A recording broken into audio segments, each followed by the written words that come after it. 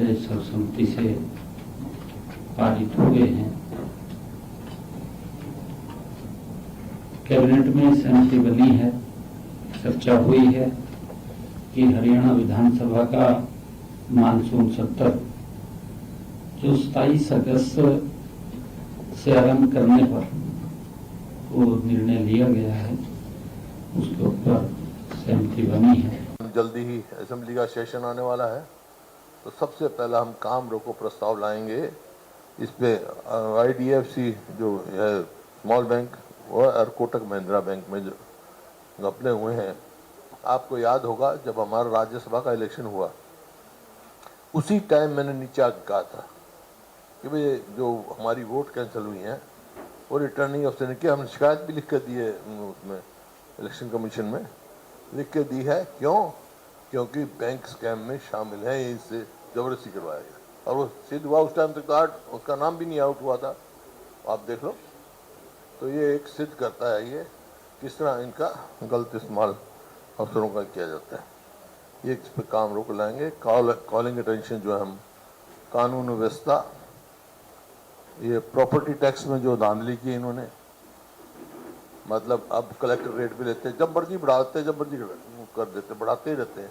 उससे पहले ही महंगाई से कमर टूटी हुई है, खासतौर पर गरीब और मध्य वर्ग की, और कमर तोड़ने का प्रबंध कर रहे हैं। 19 तारीख को कांग्रेस पार्टी धरना रख रही है पंचकुला में।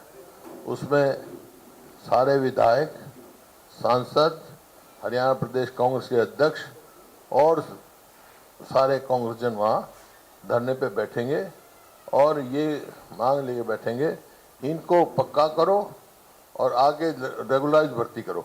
देखिए ना, 2014 में सैंक्शन पोस्ट जो थी एम्प्लॉयज़ की हमारी 3,75,000 थी,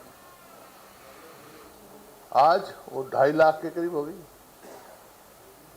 और इनका इलेक्शन का वायदा था, भाई इनको हम रेगुलराइज करेंगे जो HRN के हैं।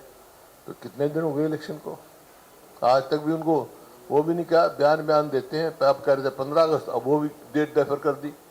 उसमें से भी जो वेरिफिकेशन हुई है वो केवल 26 या 27 हज़ार के लिए है। तो सबका जो है भविष्य अदर में लटका हुआ है। ये बताया गया कि हम चाहते हैं कि नौजवानों को समान काम, समान वेतन, प्राइवेट ठेकेदारों से छुटकारा और अच्छी सुविधाएं देने के लिए बनाया गया। 2022 से उसने काम शुरू किया और सरकार ने 2024 का जो संकल्प पत्र था, उस संकल्प पत्र में भी बड़ी भारी इस बात की वाहवाही लूटने की कोशिश की गई कि हमने 1,20,000 आउटसोर्स और अपने हरियाणा कौशल रोजगार निगम के कर्मचारियों को पक्का किया, उनको सारी सहायता दी गई जो कर्मचारियों को मिलती है। लेकिन हकीकत कुछ और है। सच्चाई ये है साथियों कि ये कोई नियुक्ति देने वाला विभाग नहीं बना, बल्कि डिप्लॉयमेंट सेंटर रखा गया। जो देते हैं उसको डिप्लॉयमेंट लेटर कहते हैं। और इसका अंदर आपने देखा होगा कि इसके बनने के बाद इसमें रजिस्ट्रेशन जो हुआ वो हुआ फरवरी 26 तक 14,63,000 युवाओं ने रजिस्ट्रेशन करवाया। हरियाणा में कानून व्यवस्था का दिवाला पिटा हुआ। पिछले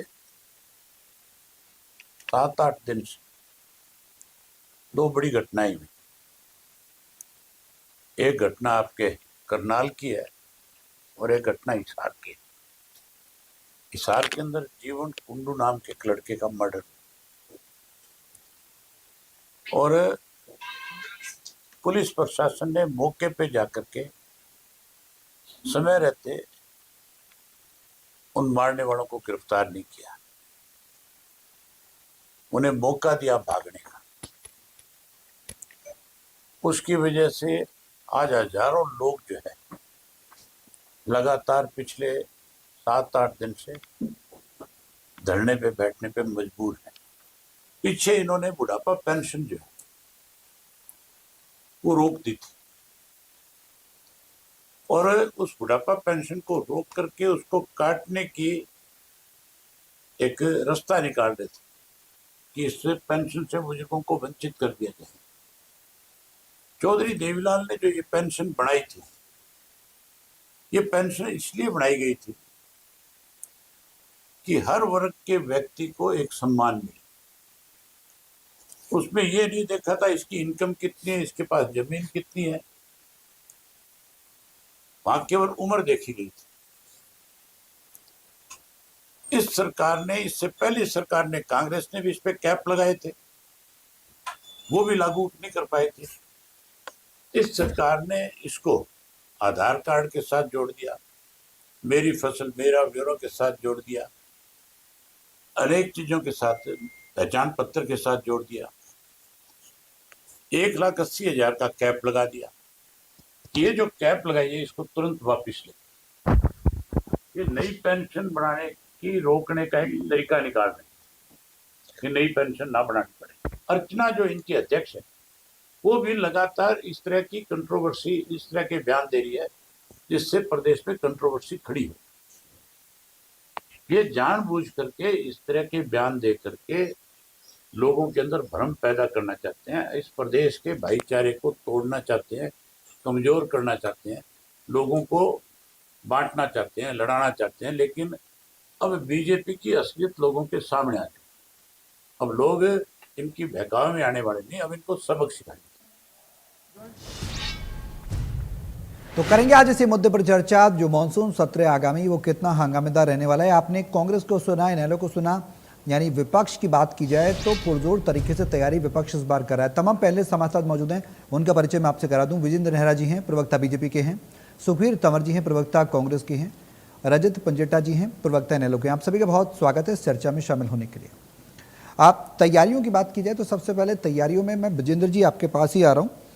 मानसून आज सत्र की तारीखों का ऐलान हो गया है, हालांकि अल्पकालिक सत्र है, ये बताया जा रहा है 3 दिन चलेगा। क्या कुछ तैयारियां हैं? 27 तारीख की आज कैबिनेट मीटिंग में ब्रीफ किया मुख्यमंत्री ने। देखिए सौरभ जी, आज माननीय मुख्यमंत्री श्री नायब सैनी जी के नेतृत्व में चंडीगढ़ में हरियाणा मंत्रिमंडल की बैठक हुई। बड़ी सफल, बड़ी सार्थक, बड़े अच्छे तरीके से बैठक हुई और बैठक के अंदर हरियाणा प्रदेश के जनहित में जो निर्णय आज की बैठक में लिए गए जी, बहुत सारे विषयों के ऊपर चर्चा हुई। बहुत सारे निर्णय, आज लगभग 8 निर्णय ऐसे थे जो हरियाणा के हित में इस मंत्रिमंडल की बैठक में आज लिए गए। बैठक में ये भी निर्णय हुआ कि 27 अगस्त से लेके अभी आगे की जो डेट है वो बिजनेस एडवाइजरी कमेटी बहुत सारी चीजों को तय करेगी, लेकिन 31 तारीख तक हरियाणा विधानसभा के जो मानसून सत्र की जो अवधि है वो तय हुई है। इसके साथ साथ बैठक का जो फोकस था आज वो पूरी तरह से पानी, रोजगार, स्टार्टअप, शिक्षा और स्वास्थ्य के विषय को लेकर के आज की बैठक का पूरा फोकस था। इसके साथ साथ लगभग 2 लाख एकड़ ऐसी जमीन जिसमें हरियाणा प्रदेश के अंदर शुरू से लेके आज तक जल भराव रहता है जी, उस जमीन को सुधारने का जो लक्ष्य है सौरभ जी, वो आज की बैठक में लिया गया। पानी की सुरक्षा को देखते हुए 5700 करोड़ रुपए का एक निवेश करने का जो निर्णय है वो आज लिया गया जी। महिलाओं को और स्टार्टअप को बढ़ाने के लिए एक विशेष पैकेज आज दिया गया। जिस तरीके से युवाओं को ईमानदारी, योग्यता और पारदर्शिता के आधार पर जब से हमारी सरकार बनी है 2 लाख से अधिक युवाओं को, बेरोजगार युवाओं को सरकारी नौकरी हमारी सरकार ने जो दी है उसको और तेजी से आगे हम कैसे बढ़ा सकते हैं, इसके ऊपर चर्चा हुई। आज हरियाणा प्रदेश के अंदर कानून का राज है, क्राइम का रेशियो कम हुआ है, बदमाशों में डर है, उनका इनकाउंटर हो रहा है और तेजी से कानून व्यवस्था को हम कैसे ठीक कर सकते हैं, इसके ऊपर आज माननीय मुख्यमंत्री जी ने चर्चा की है। आज हरियाणा प्रदेश का जो किसान है सौरभ जी, पूरे देश के अंदर सबसे ज्यादा खुशहाल है क्योंकि सभी फसलों के ऊपर एमएसपी हमारे किसानों को मिलती है। इसके साथ साथ पूरे देश के अंदर सबसे सस्ती बिजली ये हरियाणा प्रदेश के 12 के किसान को 10 पैसे प्रति यूनिट के हिसाब से ये भारतीय जनता पार्टी की हरियाणा सरकार देती है। पीएम किसान सम्मान निधि के माध्यम से 6,000 रुपए अपने किसान को देने का काम हम कर रहे हैं। और मेरा निवेदन है विपक्ष से कि वो मुद्दे उठाए। सरकार के पास में ना पैसे की कमी है, ना सरकार के पास में पॉलिसी लाने की कोई कमी है। विपक्ष सकारात्मक मुद्दे सदन के अंदर उठाए। HKRN का जहां तक विषय है, देखिए HKRN क्यों लाना पड़ा सौरभ जी, ये भी देखने वाला विषय है। कांग्रेस और इनेलो के शासनकाल के अंदर ठेकेदारी में जो नौकरी दी जाती थी उसमें बहुत भ्रष्टाचार होता था। युवाओं को ESI PF तक नहीं मिलता था। जो ठेकेदार होता था वो उनको अंगूठा और साइन करा लेता था लेकिन पूरी सैलरी नहीं देता था। और जो इनके नेता थे उनकी सिफारिश के आधार पर कोई भी अयोग्य व्यक्ति उस नौकरी में ठेकेदारी में लग जाता था जी। आज HKRN के माध्यम से हमने उनकी नौकरी को स्थायी करने का काम किया है जी। ईमानदारी से रोजगार दिया है। जिस विभाग में रोजगार की जरूरत होती है वो पोर्टल के ऊपर HKRN के पोर्टल पे अपनी वैकेंसी डाल देता है। उसके बाद जो योग्य युवा हैं वो एप्लीकेशन भरते हैं, फॉर्म भरते हैं। चंडीगढ़ में उनका बिजन जी मेरा एक छोटा सा सवाल है। आप कह रहे हैं ठीक है आपने कहा कि तमाम मुद्दों को लेकर चर्चा हुई, अच्छी बात है, होनी भी चाहिए। लेकिन HKRN का जो मुद्दा आपने जिक्र किया वो भी इस बीच हरियाणा में बहुत ज़्यादा ज्वलंत है, क्योंकि भूपेंद्र हुड्डा ये कह रहे हैं कि बच्चों के भविष्य के साथ खिलवाड़ कर रही है आपकी सरकार। वो ये कह रहे हैं कि HKRN के माध्यम से आप जो नियमितीकरण है वो प्रॉपर क्यों नहीं किया जा रहा, पक्की नौकरी की बात कर रहे हैं। वो कह रहे हैं वर्कर्स को सिर्फ कॉन्ट्रेक्चुअल बेसिस पर लगाकर उनका इस्तेमाल किया जा रहा है, उनको समान रूप से मुख्य धारा में नहीं लाया जा रहा। ये तमाम मुद्दे वो उठा रहे हैं और आप कह रहे हैं HKRN में अच्छा किया। अगर आपने ठेकेदारी प्रथा को खत्म करने की बात कही, आपने कहा कि बीच में जो मीडिएशन था उसको खत्म किया, HKRN का यही उद्देश्य था, जैसा कि आपकी सरकार भी दावा कर रही है, तो सवाल क्यों खड़े हो रहे हैं? देखिए, हमारी जो सबसे बड़ी विशेषता है सौरभ जी, पूरे देश के अंदर भारतीय जनता पार्टी की हरियाणा सरकार अकेली सरकार है जिसका पूरे देश में नाम है ईमानदारी से सरकारी नौकरी देने का, जिसको कांग्रेसी राज्य भी हमारी पॉलिसी को अडॉप्ट करने के लिए हरियाणा में समय समय पे आते रहे हैं कि भाई ईमानदारी से नौकरी कैसे दी जाती है। ये माननीय मनोहर लाल जी ने हरियाणा प्रदेश के अंदर ये सिस्टम शुरू किया था और माननीय नायब सिंह सैनी जी इसको आगे बढ़ाने का काम कर रहे हैं। आज मुझे आप बताइए, 2 लाख से ज्यादा सरकारी नौकरी ईमानदारी, योग्यता और पारदर्शिता के आधार पर भारतीय जनता पार्टी की हरियाणा सरकार ने दी है। HKRN को के माध्यम से हमने उनको स्थायी नौकरी दी है। ठेकेदारी प्रथा को हमने खत्म करने का काम किया है। इनके समय में ठेकेदारी में जो प्रथा होती थी उसको हमने खत्म करके HKRN शुरू किया है। सरकारी नौकरी तो एक अलग से है जो हम देने का काम लगातार कर रहे हैं। ठीक है। इसके साथ साथ मैं आपको बताऊं, आज चाहे कोई भी सिस्टम हो, हर सिस्टम के अंदर पारदर्शिता लाने का काम हमने किया है। और नौकरियों के, देखिए चुनाव में, जब चुनाव हुआ था, मैं अपनी बात खत्म कर रहा हूँ, 10 सेकंड का समय दीजिए जी। 2024 का जब चुनाव हुआ था विधानसभा का, उस समय नौकरियों पे मोहर लगी थी। इन्होंने मुद्दा बनाया था, इनके नीरज शर्मा है फरीदाबाद से विधायक, उन्होंने कहा था 50 वोट के ऊपर एक सरकारी नौकरी देंगे। शमशेर सिंह गोगी ने कहा था नौकरी अगर हमारी सरकार बनी तो सबसे पहले अपना, परिवार का, रिश्तेदारों का पेट भरेंगे। हमारी सरकार की ईमानदार रोजगार नीति के ऊपर जनता ने मोहर लगा के तीसरी बार लगातार भारतीय जनता पार्टी की सरकार हरियाणा प्रदेश के अंदर बनाई थी। तो जो चुनाव हुआ था उसमें जनता ने मोहर लगाई थी कि हमने कितना काम किया है। हरियाणा के इतिहास में पहली बार लगातार तीसरी बार भारतीय जनता पार्टी की पूर्ण बहुमत की सरकार हमारी बनी थी। आगे भी हम विकास के काम करेंगे, जनता का आशीर्वाद हमारे साथ है। ठीक है। सुखवीर तंवर जी, कांग्रेस तमाम मुद्दों को लेकर तैयार है। भूपेंद्र हुड्डा साहब को हम सुन रहे थे और उसमें बेरोजगारी एक मुद्दा है, युवाओं का एक मुद्दा आपने ऐड किया है, HKRN का प्रमुखता से मुद्दा है। कितनी तैयारी है इस बार मानसून सत्र में? क्योंकि बिजेंद्र नेहरा जी को भी सुना होगा आपने, मुख्यमंत्री ने भी ये कहा कि विपक्ष लगातार एक सकारात्मक रवैये के साथ चर्चा करे, क्योंकि अल्पकालिक सत्र है, क्योंकि सरकार को कई विधेयक भी लेकर आने हैं, सरकार उन विधेयकों पर भी चर्चा चाहेगी आपके बतौर विपक्ष। तो क्या कुछ तैयारियां हैं आपकी? अनम्यूट कर लीजिए तंवर साहब, अनम्यूट कर लीजिए, आपकी वॉइस नहीं आ रही है मेरे तक, अनम्यूट कर लीजिए प्लीज। हमने तो अनम्यूट ही है। जी अब आ रही है जी। सौरभ जी, भारतीय राष्ट्रीय कांग्रेस हरियाणा विधानसभा के मानसून सत्र की घोषणा का स्वागत करती है। सत्र मात्र 2.5 दिन का है और जनता के सवाल असंख्य है। इतनी अल्प अवधि में प्रदेश में व्याप्त अनियमितता और असंख्य गंभीर मुद्दों पर चर्चा कदापि संभव नहीं। हमारी मांग है कि कम से कम 5 दिन का ये सेशन होना चाहिए, लेकिन भारतीय जनता पार्टी की सरकार अपने जो इनके संवैधानिक लोकतांत्रिक कर्तव्य उनसे बचने के लिए एक 2.5 दिन का मात्र सेशन लेके आ रही है, जिसका भारतीय राष्ट्रीय कांग्रेस विरोध करती है। देखिए, विधानसभा सत्र मात्र विधायी कार्य निपटाने का मंच नहीं है, अपितु प्रदेश में व्याप्त गंभीर मुद्दों पर जवाबदेही का सर्वोच्च मंच है। प्रश्न यह है कि सत्ता पक्ष को विपक्ष से परेशानी है प्रदेश की जनता से। आज जिस प्रकार से मुद्दे हैं जो रोजगार का अभी विषय आपने बताया, जिस तरह से HKRN के माध्यम से जो हमारी युवा शक्ति है उसका खून एक तरीके से निचोड़ा जा रहा है, और जिस तरह से इसमें सुरक्षा का अभाव है, भविष्य का अभाव है। आखिर क्या कारण है कि 12 वर्ष में जो ये सेखी बगार रहे हैं कि हमने ठेकेदारी समाप्त करके HKRN कोई स्थायी रोजगार नहीं है। निश्चित तौर पे भारतीय राष्ट्रीय कांग्रेस की प्रबल मांग है कि हरियाणा प्रदेश के युवाओं को हरियाणा प्रदेश में स्थायी सरकारी रोजगार उपलब्ध कराया जाए, और बहुत जरूरत होने पर ही अस्थायी रोजगार की व्यवस्था रहनी चाहिए। इसके अलावा ये तो वो लोग हैं जो अनेक दूसरे प्रदेशों से हरियाणा प्रदेश के युवाओं का हक खाने का काम विगत की भर्तियों में किया है। ये मेरे कहने की बात नहीं, आज प्रदेश का युवा और बेरोजगार बच्चा जानता है इस बात को। इसके अलावा आज जितने भी सरकारी रिक्त पद हैं, ये बात तो करते हैं बहुत बड़ी बड़ी, लेकिन धरातल पे उस तरह का क्रियान्वयन नहीं है। और अभी बात करें भर्ती की बड़ी सेखी बगार रहे थे, 2024 का भी जिक्र किया। देखिए, इससे ज्यादा शर्मनाक विषय नहीं हो सकता।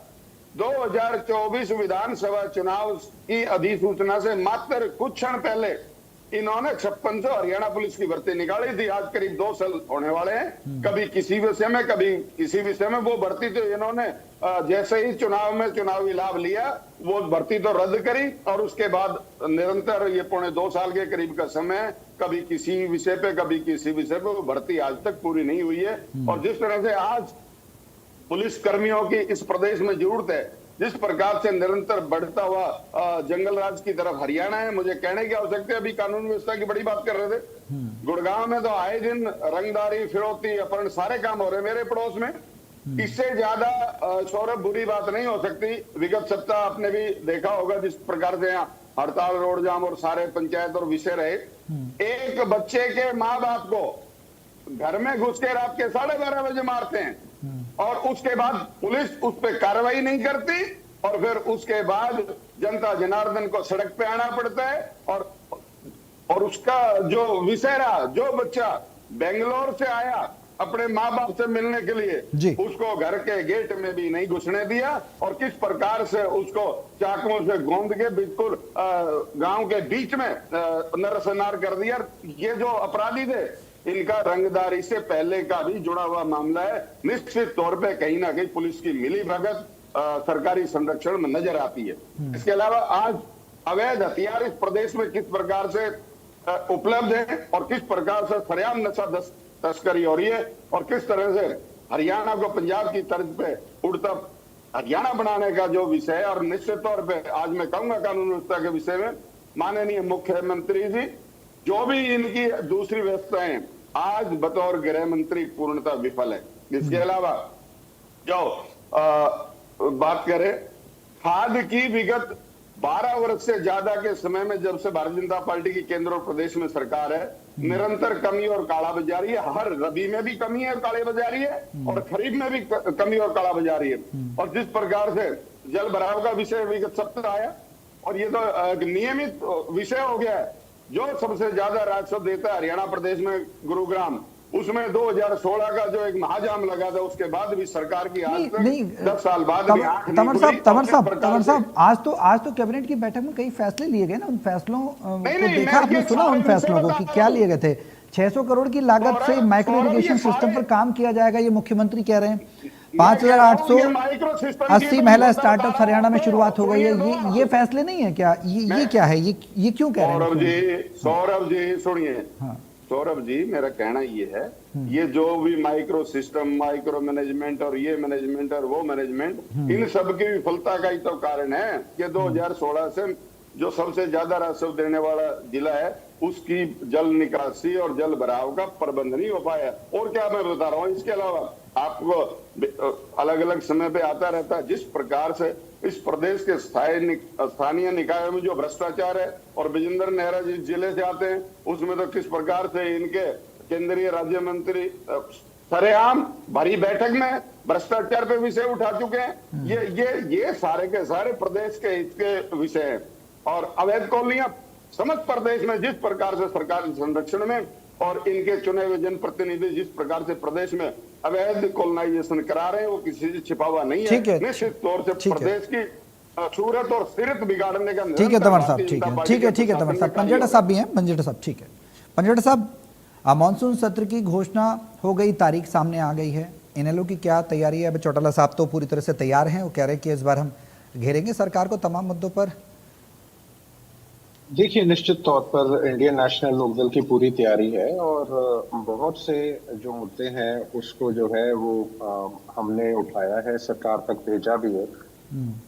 जो कॉलिंग अटेंशन है उसकी कंप्लीट जो लिस्ट है वो तो मैं आपको अभी आने वाले कुछ समय में प्रोवाइड करूंगा जी। लेकिन जो तारांकित प्रश्न है, स्टार्ट क्वेश्चन और अनस्टार्ट क्वेश्चन, उनकी लिस्ट निश्चित तौर पर जो हमने सबमिट करा दी है सरकार को, उसका विवरण थोड़ा शॉर्ट में आपको देने का काम करूंगा। लेकिन इसके अलावा निश्चित तौर के ऊपर जिस तरीके से एनसीआरबी का डेटा आया क्राइम को लेकर, हरियाणा का जो उसमें रैंकिंग आई है ऑर्गेनाइज्ड क्राइम को लेकर, crime against women, crime against children को लेकर, बेरोजगारी में पेपर लीक को लेकर, स्थायी रोजगार को लेकर, महंगाई में आप जब WPI को देखेंगे होलसेल प्राइस इंडेक्स को लेकर, फिर यमुना जो राजस्थान जो एग्रीमेंट किया है इस सरकार ने उसको लेकर, फिर बिजली के प्राइवेटाइजेशन को लेकर, और जो अभी इस बार जो खरीद में दिक्कत आई है किसानों को उसको लेकर, अवैध कॉलोनियां, IDFC बैंक घोटाला, ये जो और बैंक जिसमें एक दो शामिल हैं, जो दूषित पानी है, दूषित पानी की तो आपको मैं बता दूं जो सेंट्रल ग्राउंड वाटर बोर्ड की जो क्वालिटी रिपोर्ट की आई है CGWB जो जल शक्ति मंत्रालय के अंतर्गत आता है, जिसमें नाइट्रेट कंटामिनेशन और लेड और आर्सेनिक और यूरेनियम कंटामिनेशन में तो हम देश में नंबर 2 पर है, जिससे कैंसर की जैसे बीमारियां हो रही हैं, उसमें भी कई और मुद्दे शामिल हैं। उसमें हमारा नशे का मुद्दा है, लॉ एंड ऑर्डर में आपको बता ही चुका हूँ, और कर्ज जो बढ़ता जा रहा है, भ्रष्टाचार में तो खुद कृष्णपाल गुर्जर जी का बयान और राव नरवीर जी का बयान, जिसमें श्रम मंत्रालय का भी जो 1500 करोड़ का घोटाला है जो विज जी के उसका है। उसके बाद भारियों को किस तरीके से नौकरियां दी जा रही हैं, किस तरीके से सैंक्शन पोस्ट को भी पूरा नहीं भर रहे हैं। अभी हाल ही के अंदर वो कंप्यूटर साइंस वालों की दोबारा आई है, फिर उसके अंदर मतलब बहुत ही एक ज्यादा, और वर्ग जो डिवाइडेड है, हर वर्ग में आपने वो छोड़ दिया, उसको पूरा भी नहीं भरा आपने। फिर और बहुत से शिक्षा को लेकर, पेपर लीक को लेकर, ये तो अन्य मुद्दे रहेंगे। जो स्टार्ट क्वेश्चन है उसमें सबसे जो पहला प्रथम हमारा है वो एक जो पशुधन में प्रदेश में एक लंपी बीमारी आ रही है, जो हमारे पशु हैं उनके अंदर। फिर जो हमारा भूजल घटता जा रहा है और जिस वजह से हमारी जो धरती बंजर होने की कगार के ऊपर है, और फिर भी जो ना तो एसवाइल का पानी आ रहा है और यमुना का पानी भी, आपको भी दिल्ली गुड़गांव में अगर बाढ़ की समस्या है तो आप उसका आकलन हथनी कुंड से थोड़ी ना लगाएंगे। अगर आपको देना, अगर कुछ मतलब कोई ऐसा कोई कनाल भी जाएगा तो वो गुड़गांव से होना चाहिए, ये तो बिल्कुल ही गलत है। फिर आपका जो ड्रॉप आउट रेट है वो 10th और 12th के जो बच्चे हैं उनका भी हमने मतलब बेसिकली सभी का हमने डिटेल विवरण मांगा है कि पढ़ाई क्यों छोड़ रहे हैं। फिर जो सीवेज की लाइन जाती है और पानी की लाइन जाती है जहां, और गैस की भी, वो जहां जहां साथ लाइन बिछाई है, जबकि वो टेक्निकली वो साथ नहीं होनी चाहिए, लेकिन बहुत सी जगह साथ ही पानी की लाइन, एक ही उसको खोद दिया, उसी के अंदर पानी की लाइन है, उसी के अंदर सीवेज की लाइन है। इस वजह से जहां जहां वो पानी की, कहीं शुद्ध पानी की, जो शुद्ध पेयजल की बात कर रहा हूँ, कहीं वो उसके साथ मिक्स हो जाती है सीवेज के पानी के साथ, कहीं लीकेज आ गई, कहीं पे कोई जर गया, कहीं टूट गया, तो कहीं पे कोई जॉइंट लीक हो गया, तो उसमें सीवेज का पानी मिक्स होकर फिर वो दूषित पानी जाता है, जिससे पेट की और नए कैंसर की समस्या होती है। नशे को लेकर निश्चित तौर पर हमने सभी डिस्ट्रिक्ट, खासकर प्राथमिकता हमारी सिरसा को लेकर, लेकिन हमने सभी डिस्ट्रिक्ट का 2022 से 25 तक का हमने डिटेल विवरण मांगा है कि आपने क्या क्या स्टेप्स उठाए हैं इसको कंट्रोल करने के लिए। एक अनस्टार्ट क्वेश्चन जो आदित्य जी का है, उसके अंदर हमने सभी जो सरकार के पोर्टल्स हैं, जो वेब पोर्टल हैं, मोबाइल पोर्टल हैं, डिजिटल सेवा एप्स हैं, जो भी संचालित सरकार ने किए गए हैं, उसको विभाग और मंत्रालय वाइज उसका जो है विवरण उपलब्ध कराने के बारे में हमने मांगा है। और दूसरा प्रश्न उनका ये है कि 2014 से अब तक हमने ईयर वाइज, सभी डिपार्टमेंट वाइज, कितने आपने ग्रुप वाइज, ग्रुप ABCD या क्लास 1 क्लास 2 और ग्रुप सी ग्रुप डी, कितने आपने नियमित भर्ती की है उसका आप ब्यौरा दें किस डिपार्टमेंट के अंदर। नियमित मतलब पक्की भर्ती की बात कर रहा हूँ। उसके बाद श्री, हाँ मैं खत्म कर रहा हूँ, जल्दी खत्म है जी जी। थोड़ा समय और लूंगा आपका। अर्जुन सिंह चौटाला जी के जो स्टार्ट क्वेश्चन है उसमें जो आपने 1107 प्राइवेट स्कूल्स के बारे में जो बताया था, क्या सरकार उसे बंद करने जा रही है? एनसीआरबी का जो डेटा है 2024 का, उसमें देखिए अनुसूचित जाति जो वर्ग है उसके ऊपर 1000 से भी अधिक, लगभग 1020 केसेस, उसका मांगी गई डिटेल। उसके बाद जो IT सक्षम योजना के तहत आपने बहुत प्रचार किया था, हम बहुत रोजगार देंगे, तो आप डिस्ट्रिक्ट वाइज बताइए, आपने विवरण दीजिए इसमें कितना आपने डिस्ट्रिक्ट वाइज रोजगार और कितने भर्ती किए आपने। फिर पानीपत की जो हमारी टेक्सटाइल इंडस्ट्री थोड़ा इंपॉर्टेंट है, ये पहले भी हमने 1-2 बारी उठाया क्योंकि ये सीधा कैंसर और अन्य बीमारियों से जुड़ा है। जो पानीपत की टेक्सटाइल इंडस्ट्री में कलर्स में केमिकल्स यूज होते हैं, तो कई कलर्स ऐसे हैं जिसमें बड़े स्ट्रॉन्ग और मतलब जो प्रोबेटेड वो है, तो वो सीधा भूजल में जाकर नीचे मिक्स होते हैं भूजल के साथ, और फिर वो बहुत सी बीमारियां कैंसर जैसी और दूषित करके जो आपका ड्रिंकिंग वाटर है उसमें कंटामिनेशन करते हैं, जो मैंने आपको पहले भी एक बात बताई थी। ठीक है। हम ये नहीं, आप अभी खत्म नहीं हुआ ना, ये मैं आपको इसी से रिलेटेड है। हम ये पूछना चाहते हैं क्या जो सरकार ने जो इसके लैंड यूज के नियम निर्धारित किए हैं, क्या इन फैक्ट्रियों ने जहां पे भी ये यूज हो रहा है, क्या सरकार से इसकी प्रायर परमिशन ली है? इसका ब्यौरा का हमने मांगा है। और एक बात और, खरीफ की जो अभी पीछे और रबी की 2022-23, 23-24 और 24-25 की तक की किसानों की जो आपने प्रीमियम जो लिया है, उसकी कितना किसानों से आपने प्रीमियम लिया, उसकी आयदगी की है आपने। और उसके बाद जो गवर्नमेंट स्कूल्स की जो बहुत ही जर्जर स्थिति है, गवर्नमेंट की जो स्कूल्स की बिल्डिंग का लेकर, उनके इंफ्रास्ट्रक्चर को लेकर, आपको पता है अभी एक बच्चे के ऊपर वो गेट सा ही गिर गया था, बच्चे की मृत्यु हो गई थी। तो आपको उसको जो जान पर खेल कर जो वहां पे बच्चे पढ़ रहे हैं और जो शिक्षक भी हैं साथ में, उनकी भी जो चिंता जो है इसमें उनके बारे में ठीक है, तमाम मुद्दे आपके। ठीक है सिरसा के, हाँ ठीक है पंजिटा जी, ठीक है, तमाम मुद्दे हैं, तमाम मुद्दों को लेकर विपक्ष तैयार है, लेकिन सरकार तो अपने अलग दावे कर रही है। विजेंद्र नेहरा जी, क्या कुछ तैयारियां हैं? विपक्ष इस बार पूरी तैयारी के साथ है। पंजेटा साहब ने तमाम चीज़ें बताई हैं, उन्होंने कहा कि जो स्टार्ड और अनस्टार्ड क्वेश्चन हैं अर्जुन चौटाला जी के, वो भी सदन में उठाए जाएंगे। जाहिर सी बात है, वो मुद्दों को भी आपने सुना भी होगा, तमाम मुद्दे। क्या इन तमाम चीज़ों को मीट कर पा रही है सरकार? और जो दावे सरकार कर रही है तो विपक्ष ये सवाल उठा रहा है, इस पर आपका जवाब क्या होगा? देखिए सौरभ जी, निश्चित रूप से एक टीम हरियाणा के रूप में विपक्ष के जो भी हरियाणा के हित में, जनहित में जो सवाल आते हैं उन सबका स्वागत है। मैंने तो आपको पहले ही बताया कि माननीय मुख्यमंत्री श्री नायब सैनी जी की सरकार में जो विपक्ष के सवाल हैं उनका स्वागत है। और सरकार के पास में ना पैसे की कमी है, ना पॉलिसी की कमी है, ना नीति की कमी है, ना हमारी नीयत की कमी है। सरकार पूरी तरह से तैयार है। आप आइए, आपका स्वागत है। आप विपक्ष में जो भी साथी हैं और प्रवक्ता साथियों ने जो सुझाव दिए हैं, सबका स्वागत है। और मैं एक ही चीज कहना चाहूंगा सौरभ जी कि हरियाणा प्रदेश की जनता भारतीय जनता पार्टी के साथ है, और ये सरकार के नेतृत्व में हरियाणा जो है तेजी के साथ में आगे बढ़ रहा है। आज हरियाणा की अर्थव्यवस्था पूरे देश के अंदर बहुत तेज गति से आगे बढ़ रही है। हमारी जो प्रति व्यक्ति आय है वो राष्ट्रीय औसत से भी ज्यादा है। 3,95,618 रुपए हमारी प्रति व्यक्ति आय है जो प्रति वर्ष है, और 33,000 रुपए प्रति माह के हिसाब से हमारे जो प्रति व्यक्ति की जो आय है वो देश में सबसे ज्यादा है। तो ये दिखाता है कि हरियाणा किस दिशा में आगे जा रहा है। आज हरियाणा जो निवेशक हैं उनकी पहली पसंद है। पूरे देश में कोई भी निवेश करना चाहता है तो हरियाणा में आता है। दुनिया में कोई निवेश करना चाहता है भारत में आके तो वो भी फरीदाबाद है, गुड़गांव है, सोनीपत, पानीपत, पंचकुला है। हमारे हरियाणा प्रदेश के अनेक जिले ऐसे हैं जो पहली पसंद है निवेशकों के। हरियाणा 2047 तक माननीय प्रधानमंत्री श्री नरेंद्र मोदी जी का जो सपना है 2047 तक विकसित भारत बनाने का, माननीय मुख्यमंत्री श्री नायब सिंह सैनी जी के नेतृत्व में हरियाणा विकसित हरियाणा बनने की दिशा में बहुत तेज गति के साथ में आगे बढ़ रहा है। और इसमें हमने छोटी छोटी चीजों को भी ध्यान रखा है। ग्रामीण भारत है हमारा। आज 6200 में से लगभग 6100 गाँव के अंदर 24 घंटे घरों की बिजली देने का काम ये भारतीय जनता पार्टी की हरियाणा सरकार ने किया है। आज हमारे बुजुर्गों को 2014 में जो मात्र 1000 रुपए पेंशन मिलती थी, आज बढ़ा करके हमने उसको 3200 करने का काम किया है।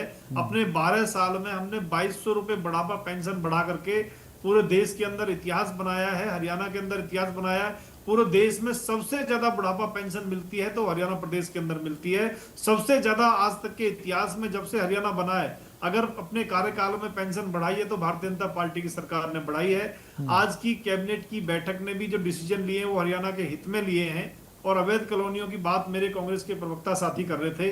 कांग्रेस पार्टी के शासनकाल के अंदर अवैध कॉलोनियां काटी जाती थी, आज उस पर पूरी तरह से सौरभ जी रोक है। आप देखेंगे तो प्रमाण इस चीज के आप निकाल के देख सकते हैं। फसल खराबे की बात मेरे इन लोगों के साथी प्रवक्ता कर रहे थे। लगभग 15,000 करोड़ रुपए से ज्यादा का फसल खराबे का मुआवजा अपने 12 साल के शासनकाल में हम दे चुके हैं, जो हरियाणा के इतिहास में अपने शासनकाल के अंदर सबसे ज्यादा है। आज ये भारतीय जनता पार्टी की सरकार ने हरियाणा के हित में हर विषय पे काम किया है, हर क्षेत्र में काम किया है, चाहे वो सड़क है, सीवर है, बिजली है, पानी है, शिक्षा है, स्वास्थ्य है, सुरक्षा है, चाहे वो महिलाओं का विषय है, चाहे युवाओं का विषय है, चाहे किसानों का विषय है। और यही कारण है, मैं फिर जोर देकर कहूंगा सौरभ जी कि हरियाणा के इतिहास में लगातार तीसरी बार आज तक कभी सरकार नहीं बनी। ये जनता पूरी तरह से संतुष्ट होकर, किसान ने, युवा ने, महिला ने, सबने जब हमें वोट देने का, वोट रूपी आशीर्वाद देने का काम किया, तो हरियाणा प्रदेश के अंदर और देश के अंदर तीसरी बार लगातार भारतीय जनता पार्टी की सरकार बनी है। आगे भी सरकार बनेगी, चौथी बार, पांचवी बार लगातार भारतीय जनता पार्टी को जनता मौका देगी। विधानसभा का सत्र है और जिस तरीके से मेरे जो कांग्रेस के प्रवक्ता साथी कह रहे थे, भूपेंद्र सिंह हुड्डा जी तो बिजनेस एडवाइजरी कमेटी में आते हैं। हुड्डा साहब जो भी बिजनेस एडवाइजरी कमेटी में सुझाव देंगे, सदन किस तरह से चले, सत्र में कितनी सिटिंग हो, किस तरीके से हो, वो सब चीजों का स्वागत उसमें होगा। उसकी बैठक अभी होनी है, तो मुझे लगता है और इसके सत्र अगर आवश्यकता पड़ेगी इसको बढ़ाने की, तो उस पर भी जो बीएसी की जो कमेटी है वो डिसीजन लेगी। मुझे लगता है सौरभ जी, हरियाणा प्रदेश के अंदर लोगों के मन की ये सरकार है। लोगों की दिल से सेवा करने वाले हमारे ऐसे माननीय मुख्यमंत्री श्री नायब सिंह सैनी जी, जो रात को 12-1 बजे भी जनता से मिलते हैं, जिनके दरवाजे हमेशा जनता के लिए खुले रहते हैं, जो इतने सहज सरल और विनम्र है कि हर कार्यकर्ता और जनता के लिए हमेशा उपलब्ध रहते हैं। उनके कंधे पर रख के कोई भी, उनका कुर्ता पकड़ करके कोई भी हमारा ग्रामीण व्यक्ति भी अगर चंडीगढ़ उनके सीएम हाउस में जाता है तो बात करता है। इस तरह का पहले कभी हरियाणा के अंदर मुख्यमंत्री कभी किसी ने देखा नहीं। इसलिए मैं कह सकता हूं कि हरियाणा प्रदेश के अंदर चहुमुखी विकास हरियाणा का हो रहा है और ये जो विधानसभा का सत्र है ये बहुत सफल और सार्थक रहेगा। विपक्ष के सभी सुझावों का इसमें स्वागत है। लेकिन तंवर साहब तो कह रहे हैं कि सरकार पूरी विफल रही। अभी वो सवाल खड़े कर रहे थे, आप कह रहे हैं कि सरकार अच्छा काम कर रही है। देखिए, अंगूर खट्टे हैं, जब अंगूर हाथ ना आए तो वो खट्टे हो जाते हैं। लगातार 3 बार कांग्रेस पार्टी हरियाणा में हार रही है, जनता इनको सबक सिखा रही है। और कांग्रेस का इतिहास ये बताता है कि जिस प्रदेश में लगातार 3 बार कांग्रेस पार्टी हार जाती है, भविष्य में उस राज्य में कभी कांग्रेस पार्टी सत्ता में आती नहीं है। इसलिए कांग्रेस के नेता हताश हैं, निराश हैं, आपस में गुटबाजी है, भयंकर गुटबाजी है। इनके जिलाध्यक्षों तक को इस्तीफा देना पड़ रहा है। मंच पे माइक को लेकर के लड़ाई कर देते हैं जिलाध्यक्ष स्तर के लोग, और इनके नेतृत्व में भयंकर फूट है। कमजोर नेतृत्व है। राहुल गांधी जी के नेतृत्व में 100 से ज्यादा चुनाव ये हार चुके हैं। हरियाणा प्रदेश के अंदर हुड्डा साहब को ये नेता मानते नहीं। कुमारी शैलजा जी का अलग ग्रुप है, सुरजेवाला जी का अलग ग्रुप है, संगठन नाम की चीज नहीं है। तो हताश और निराश जो कांग्रेस पार्टी है उसके पास कोई विकल्प नहीं है। कांग्रेस में भगदड़ मची हुई है। कांग्रेस में लोग आने वाले समय के अंदर भी अपने आप को न सुरक्षित महसूस करते हैं। भारतीय जनता पार्टी में हर युवा आज शामिल होने को तैयार है। हरियाणवी का आशीर्वाद आज हमें मिल रहा है। ठीक है नेहरा साहब, ठीक है। ज्यादा युवाओं को हरियाणा प्रदेश के अंदर और देश भर के अंदर भारतीय जनता पार्टी में हम शामिल करेंगे। ठीक है नेहरा साहब। तंवर साहब, जो मुद्दे हैं इस बार सदन के अंदर शांतिपूर्ण तरीके से उठाए जा सकेंगे? क्या जनता की हितों की बात हो पाएगी या फिर टकराव की स्थिति देखने को मिलेगी? जैसा कि हमने अभी देखा, संसद के मानसून सत्र में समापन हो गया, लेकिन बावजूद इसके हो हल्ला होता रहा। विधानसभा में जो मानसून सत्र होगा हरियाणा का, उसमें आपकी जो पॉजिटिव अप्रोच रहने वाली है? देखिए सौरभ जी, अभी कह रहे हैं कि सरकार की नीयत और नीति और पैसे की कोई कमी नहीं। जिस प्रकार से आज हरियाणा प्रदेश जो कृषि व्यवस्था प्रदेश की रीढ़ है, उसकी कृषि बिजली के निजीकरण का एग्रो डिस्कॉम बना के प्रयास किया जा रहा है, निश्चित तौर पर अत्यंत दुर्भाग्यपूर्ण है। और अभी उन्होंने ये हेल्ड इन एबियंस रख दिया है और हम किसान हितों के लिए किसी भी प्रकार से पीछे नहीं हटेंगे, ये भारतीय जनता पार्टी का कुशासन समझ ले। इसके अलावा शिक्षा विभाग में अगर हम बात करें, प्राइमरी, सेकेंडरी और जो विश्वविद्यालय की शिक्षा है उसमें निरंतर रिक्त स्थान है, कोई उनकी उस तरह से भर्ती नहीं हो रही है और सारी जगह किसी को एक कॉलेज में 3 दिन, दूसरे कॉलेज में फिर 3 दिन, इस प्रकार की व्यवस्था निरंतर इस 12 वर्ष के समय में इस कुछ शासन में चल रही है। स्वास्थ्य की बात करें, आज हरियाणा का स्वास्थ्य विभाग खुद बीमार है। गुड़गांव जो सबसे ज्यादा राशन देता है, वहां के सरकारी अस्पताल को तोड़ के पार्किंग बना दी और विगत के करीब 10 वर्षों से कभी डीपीआर के नाम पे, कभी किसी नाम पे, कभी किसी नाम पे, आज तक भी वो गुड़गांव में पार्किंग बनी हुई है। और गुड़गांव की ही बात करें, आज गुड़गांव में बस अड्डा नहीं है।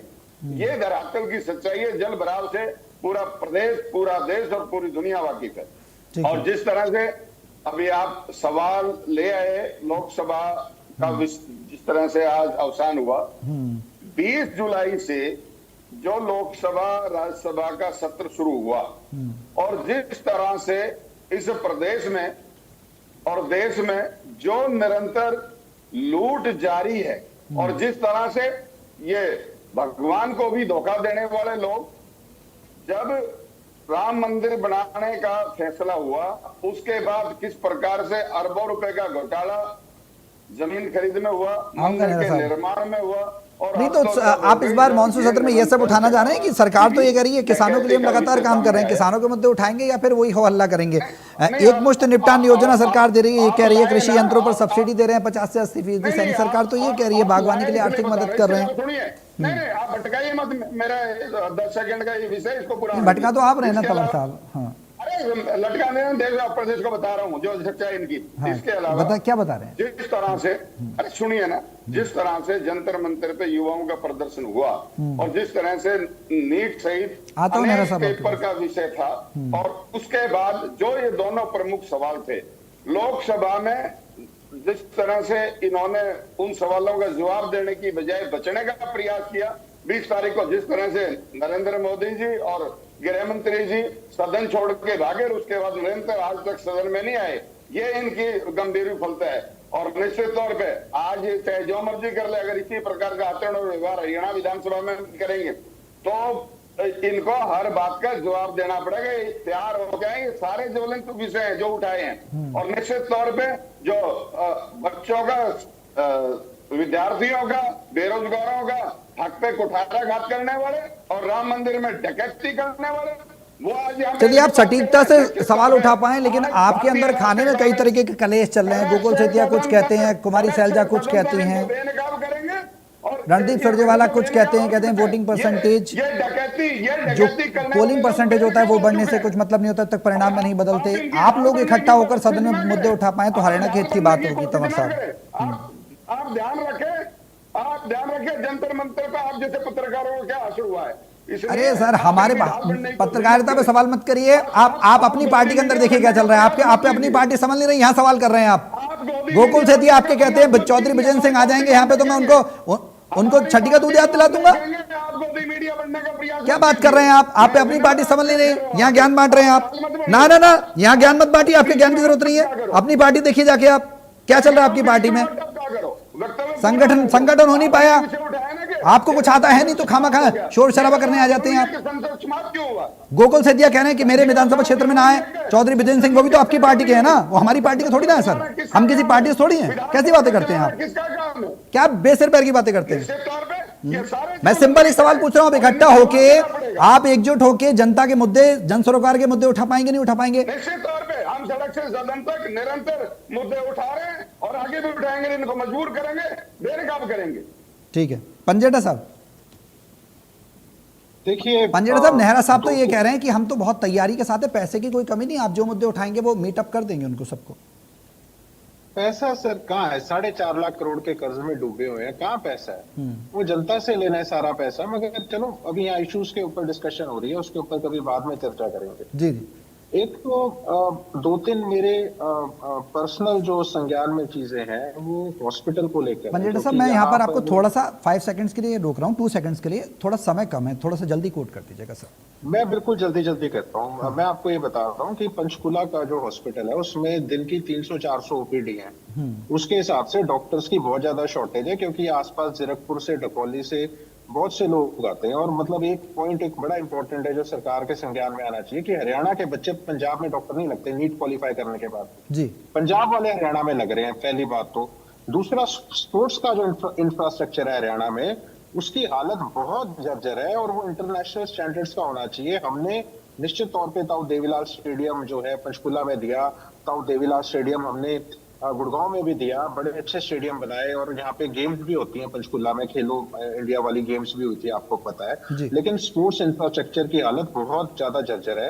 दूसरा, 24 घंटे वाली बिजली वाला दावा बिल्कुल फेल है। आप गांव में, ग्रामीण अंचल में जाके देखिए, शहरों में भी जाके देखिए, बिजली के बड़े बड़े कट लगते हैं। 31 किसान हर रोज आत्महत्या कर रहा है, कोई 24 फसलों पे एमएसपी नहीं मिल रही और 41 बच्चे हर रोज आत्महत्या कर रहे हैं। ये हाल गुड़गांव फरीदाबाद का भी है जो हेल्थ को लेकर मैंने आपको कहा। दूसरा, एक बड़ी इंपॉर्टेंट मैंने बात जो भूपेंद्र सिंह हुड्डा ने शुरुआत के अंदर जो बोली, उससे मैंने बहुत बारी आपत्ति जताई है मैंने। और भूपेंद्र सिंह हुड्डा तो मुझे लगता है कि जो भाषा है वो भाजपा की भाषा बोलते हैं, जो चाहती है भाजपा वो बोलते हैं। बार बार बोल रहे हैं कि ये जो HKRN के थ्रू जो बच्चे लगे हैं, बार बार बोल रहे हैं कि जो HKRN के थ्रू बच्चे लगे उनको रेगुलराइज करो, जो HKRN के जो थ्रू बच्चे लगे उनको रेगुलराइज करो। अरे भैया, आप नेता प्रतिपक्ष हो, आप क्या बोल रहे हो? आप सोच समझ के बोलते हो या बिना सोचे समझे बोलते हो, या भाजपा कहती है वो? ये बात अभय चौटाला साहब भी कह रहे हैं, जो आप कह रहे हैं वो ये कह रहे हैं कि कांग्रेस पूरी तरह से जो विपक्ष के तौर पर मुद्दे हैं वो उठाने में विफल रही है, ये बात वो भी कह रहे हैं। सुनिए ना, मैं इसके पीछे क्या वजह है।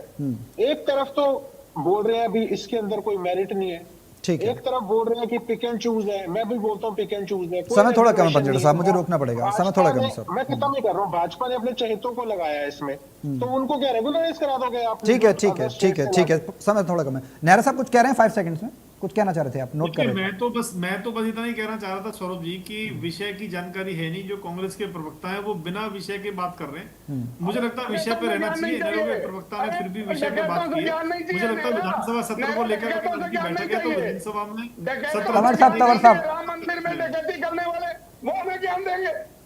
तंवर साहब 1 सेकंड, आप पे तो इनेलो भी सवाल खड़े कर रहे हैं ना, चौटाला साहब भी कह रहे हैं, पंजेटा साहब भी कह रहे हैं कि आप जनता के मुद्दे उठा ही नहीं पा रहे हैं, आप तो सिर्फ हवाई बातें कर रहे हैं। यहाँ पर मीडिया पे सवाल खड़े कर रहे हैं, अपनी पार्टी समझ नहीं रही आप पर, यहाँ ज्ञान बांट रहे हैं।